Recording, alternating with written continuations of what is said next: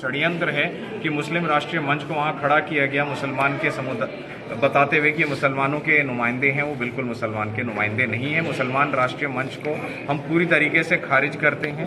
और ये हमने जो ईदगाह में जो हमारी मीटिंग भी हुई थी थर्सडे को, उसमें काफ़ी तादाद में लोग थे और सब ने हाथ खड़ा करके बोला था कि ये नुमाइंदे नहीं हैं मुसलमान समुदाय के। अब जो नमाज होती थी फ्राइडे की, वो किस तरीके से की जैसे हो रही थी वैसे ही होती रहेंगी।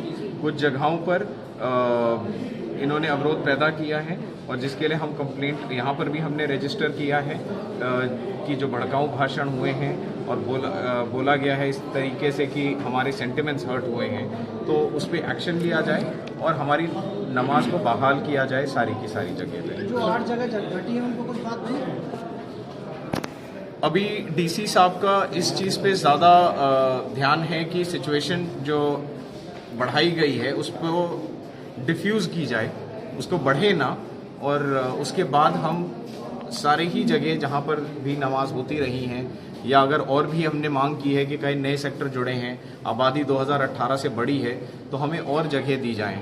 तो उनके लिए उन्होंने कहा कि फ़िलहाल तो अभी सिचुएशन डिफ्यूज़ करना इम्पॉर्टेंट है और गेंद कहीं ना कहीं मुझे ऐसा लग रहा है कि सरकार के पाले में है कि हमें मस्जिदें दें ताकि हम सुकून से, इत्मीनान से और डिग्निटी के साथ इज्जत बरकरार करते हुए हम अपनी मस्जिदों में पढ़ें। हम मजबूर हैं, हमारी मजबूरी को फ़ायदा उठाया जा रहा है, इसलिए हमको ये दबाया गया है, हम पे जुल्म हुआ है कि हमें कभी यहाँ से वहाँ फुटबॉल के तरह फेंक दिया जाता है, हमें आके कहीं पर भी कोई खड़े होके बुरी बातें बोलता है।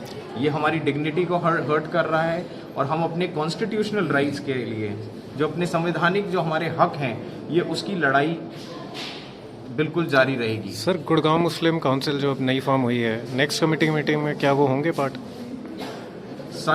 इन सारे ही मुद्दों पे जो कि मुसलमान समुदाय से जुड़े हुए हैं, गुड़गांव मुस्लिम काउंसिल उन पर हमेशा अपनी राय देगा। जब भी बुलाया जाएगा तो गुड़गांव मुस्लिम काउंसिल के नुमाइंदे हमेशा नेक्स्ट कमेटी मीटिंग सरकार से भी और प्रशासन से भी मिलते रहेंगे। और ये हमने बतला दिया है डीसी साहब को और चीफ मिनिस्टर से भी हम मिलेंगे और उनको भी हम बताएंगे कि ये काउंसिल नुमाइंदगी करती है गुड़गांव के मुसलमानों के। यहाँ के सब मेंबरान गुड़गांव के स्थायी लोग हैं, कोई बाहर के नहीं हैं। जिस तरीके से हमने उस दिन देखा कि भड़काऊ भाषण वो दे रहे थे जो कि गुड़गांव से बाहर के लोग आए हुए हैं और कुछ शरारती तत्व यहाँ पर जिनको लेके इस मिलेनियम सिटी के नाम से जानी जाती है, उस मिलेनियम सिटी में ऐसे भड़काऊ भाषण देना, इस तरीके से माहौल ख़राब करना, उसकी जिम्मेदारी स्टेट गवर्नमेंट की भी है और सेंट्रल गवर्नमेंट को भी इसमें हस्तक्षेप करना चाहिए कि क्यों माहौल इस शहर का, मिलेनियम सिटी का खराब किया जा रहा है। सर, कंप्लेंट राइटिंग में दी है?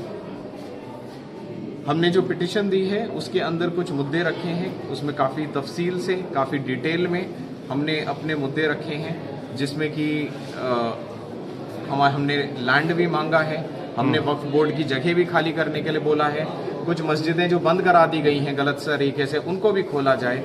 और जब तक ये लॉन्ग टर्म सोल्यूशन हमें नहीं मिलता है तो जो 37 जगह हैं उन पे नमाज चलती रहे, उस पे भी हमने जोर डाला है। इस जुम्मा 12:47 और उद्योग विहार में नमाज होगी। इस पे मेरे ख्याल से पूरे हफ्ते हमारी बातचीत चलती रहेगी और मेरे ख्याल से मैं आने वाले दिनों पे मैं क्लैरिफाई कर दूंगा और 47 के ऊपर या 12 के ऊपर या 18 में जहां